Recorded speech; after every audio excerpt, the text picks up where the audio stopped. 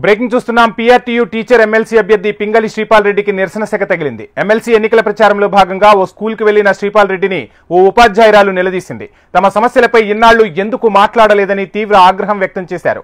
తమ సమస్యలపై ఇన్నాళ్లు మాట్లాడలేదని ఆగ్రహం వ్యక్తం చేస్తూ ఆందోళన చేపట్టారు.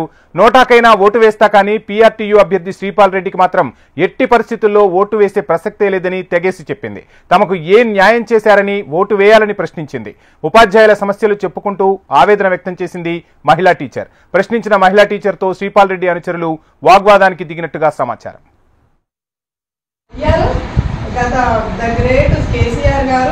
మనకు 5% ఐఆర్ ఇచ్చారు. దాని గురించి ఎవరు మాట్లాడలే, చాలా బాగా ఇచ్చారని కూడా కాంప్లిమెంట్స్ వచ్చింది. మరి దాని గురించి ఏమంటారో చెప్పండి సార్. ఇంత మళ్ళీ పిఆర్సీ టైం వచ్చింది, అదేంటో ఒకసారి చెప్పండి సార్. మీ హయాంలో మాకే పీఆర్టీయూ టీచర్ ఎమ్మెల్సీ అభ్యర్థి పింగళి శ్రీపాల్ రెడ్డికి నిరసన సెగ తగిలింది. ఎమ్మెల్సీ ఎన్నికల ప్రచారంలో భాగంగా ఓ స్కూల్కి వెళ్లిన శ్రీపాల్ రెడ్డిని ఓ ఉపాధ్యాయురాలు నిలదీసింది. ఇదే అంశానికి సంబంధించిన ఫుల్ డీటెయిల్స్ మా ఖమ్మం ప్రతినిధి రవికిరణ్ అందిస్తారు. రవికిరణ్. ఖమ్మం జిల్లాలో పీఆర్టీయూ టీచర్ ఎమ్మెల్సీ అభ్యర్థిగా ఉన్నటువంటి పింగళి శ్రీనివాస్ రెడ్డికి నిరసన తెగ తగిలింది. ఎమ్మెల్సీ ఎన్నికల ప్రచారంలో భాగంగా ఖమ్మం వచ్చిన శ్రీపాల్ రెడ్డిలో ఒక చోట మీటింగ్ జరగడంతో అక్కడ ఒక మహిళా టీచర్ ఆయన్ను నిలదీసింది. తమ సమస్యలపై ఇన్నాళ్లు ఎందుకు మాట్లాడలేదంటూ ఆగ్రహం కూడా వ్యక్తం చేసింది. నోటాకైనా ఓటు వేస్తా గానీ ఈ శ్రీపాల్ రెడ్డికి ఓటు వేయనంటూ టీచర్ అనడంతో అక్కడే ప్రశ్నించిన నేపథ్యంలో శ్రీపాల్ రెడ్డికి సంబంధించిన అనుచరులు కూడా ఆమెతో వాగ్వాదానికి దిగారు.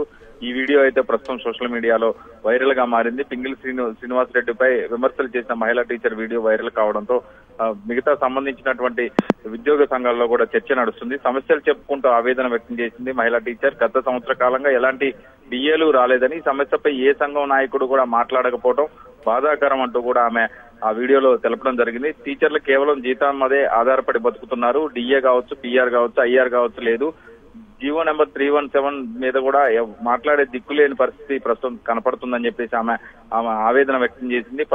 పింగళి శ్రీనివాస్ రెడ్డి ఏ రోజైనా కూడా పీఆర్టీకి సంబంధించి అధ్యక్షుడిగా ఉన్నా కూడా 10% కమిషన్ ఇస్తేనే పనిచేస్తా అని చెప్పిన వ్యక్తికి ఓటు ఎలా వేయాలంటూ అందరి మధ్యలోనే ఆమె ప్రశ్నించడం ప్రస్తుతం చర్చనీయాంశంగా మారింది. ఉపాధ్యాయుల సమస్యలపై అన్ని యూనియన్లు ఏకంగా ఉంటేనే పీఆర్టీ సంఘమే విడగొట్టిందంటూ కూడా ఆమె అభ్యంతరం వ్యక్తం చేసింది. ఉపాధ్యాయులు సంఘాలను విభజించి పాలించే విధంగా శ్రీపాల్ రెడ్డి మార్చారంటూ కూడా ఆమె ఆగ్రహం వ్యక్తం చేసింది. Thank you Ravikiran.